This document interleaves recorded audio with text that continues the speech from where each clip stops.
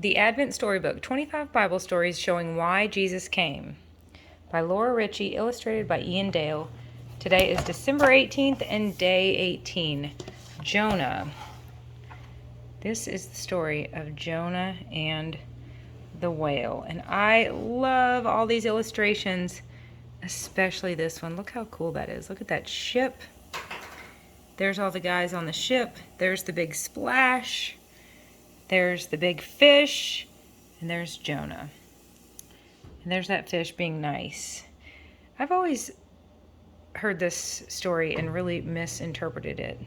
Look at that. That is just so good. There's the splash, and there's the bubbles leading to Jonah. Okay, Jonah chapters 1 through 4. Isaiah 49:6. I will make you as a light for the nations, that my salvation may reach to the end of the earth. God is wanting all people to receive salvation. Jonah was a prophet, which means God gave Jonah messages to tell others. One day, God told Jonah to tell the people of Nineveh that they were evil and broken.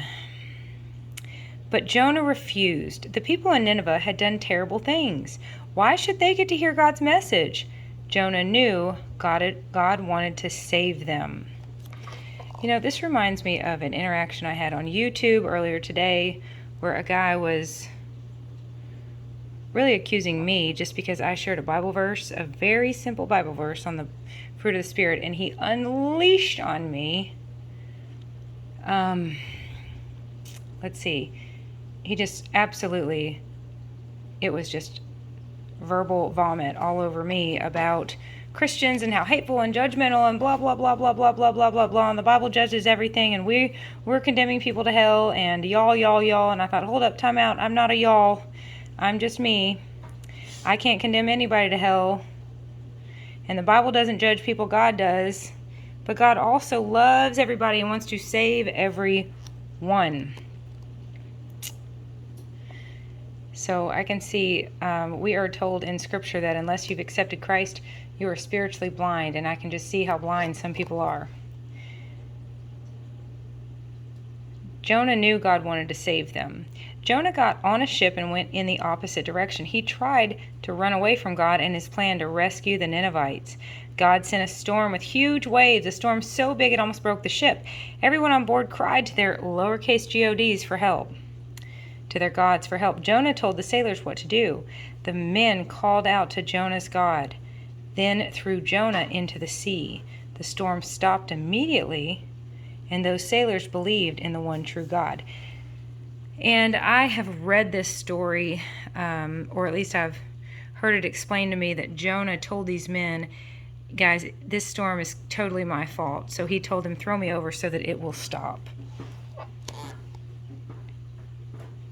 God sent a great fish to rescue Jonah from the sea. The fish swallowed him whole. Jonah stayed in the belly of the fish for 3 days and nights. He prayed to God, and God made the fish put Jonah back on dry land. Again, God told Jonah to go to Nineveh to say that in 40 days Nineveh would be destroyed. This time Jonah obeyed. And by the way, the number 40 is all over the Bible. Jesus was in the wilderness tempted for 40 days. Lent is 40 days leading up to the resurrection. Anyways, the number 40 is very significant. This time Jonah obeyed. He told the people God's message, and they believed God. They were very sad about their evil. The people of Nineveh called out to God, and he rescued them. That is redemption. That made Jonah angry. Jonah didn't want good things to happen to bad people. He didn't realize that he was bad too. He had also disobeyed God and done evil. But God showed Jonah that the grace of God was for everyone. Romans 6:23, I believe. For all have sinned and fall short of the glory of God. God loves everyone and everything he has made, and he will rescue anyone who wants to be rescued, no matter how selfish or bad they are. So the kids and I were talking about this. It's like being out in the middle of the ocean, swimming and drowning and swimming and drowning, and a ship comes up. Even if somebody reaches out their hand to save them, that person out in the middle of the ocean needs to want to be rescued. And that's what God's doing with all of us. He's reaching his hand down, but we all have to and get to decide to reach our hand back up and grab a hold.